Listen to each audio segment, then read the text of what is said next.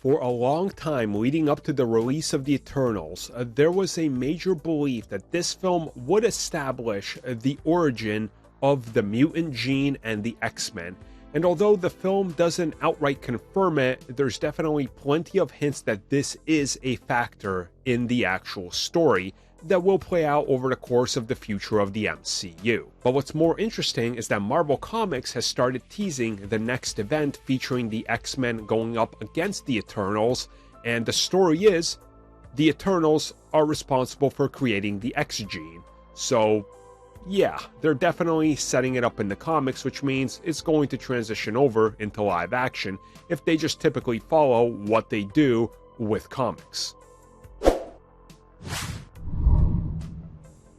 So this has really been a thing in Marvel Comics for the better part of the last 6 to 7 years, but even before that, this would be a little factor in there that wasn't as prominent as it is now.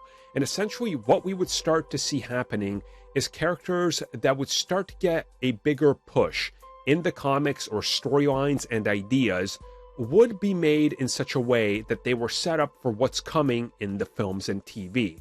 We of course saw this with Ms. Marvel becoming Captain Marvel. We saw this with Ant-Man, the way his outfit changed. We saw this with Doctor Strange.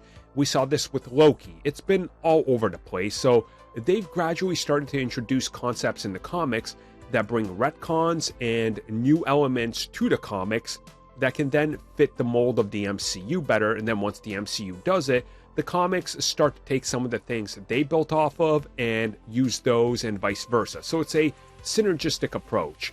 Marvel Studios recently revealed that, look, we're not abandoning the Eternals and all that. We're gonna keep doing this. Now, where it gets interesting is the fact that Marvel Comics recently announced a brand new giant crossover event, and as you guys see here, well, this is the teaser. It says, for 1,000,000 years, Earth has been protected from the Deviants, but we made a mistake. We missed some. The Mutants. Now, in case you're wondering, what? Wait, what? What they're confirming here is that the Deviant gene did in fact grow way more out of control than they thought. And that, yes, they are now outright confirming that the mutant X gene is in fact a deviant gene. Just like the Deviants in the movie, just like, Crow and his cronies there, well, the X-Men in Marvel Comics are now deviants. They are somebody that sort of sidestepped through evolution and evolved differently. Hence why they are deviants. Just like Thanos, he was a deviant titan.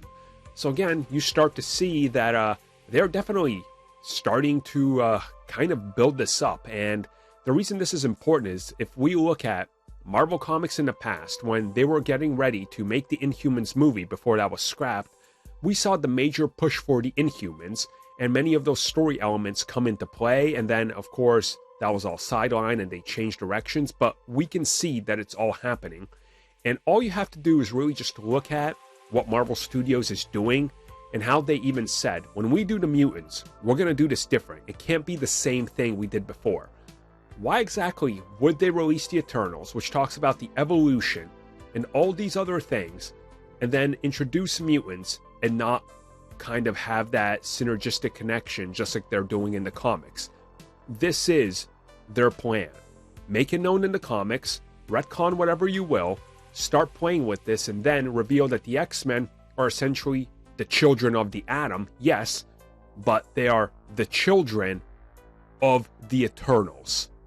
They are going to be deviants of the evolutionary tree, which again gives them more insight into how they can be kind of perceived as different, and also why humanity might hate them.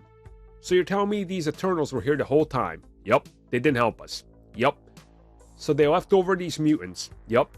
And the mutants did nothing? Yup. Okay, hate them. They're different than us. They look like us, but you see it, right? It straight up falls into how you build this up to sort of be similar like the previous version, but also huge difference that nobody can compare it to, because it's like, well, they're not the same. They didn't just pop up out of nowhere. These guys have a legit story as to how they evolved.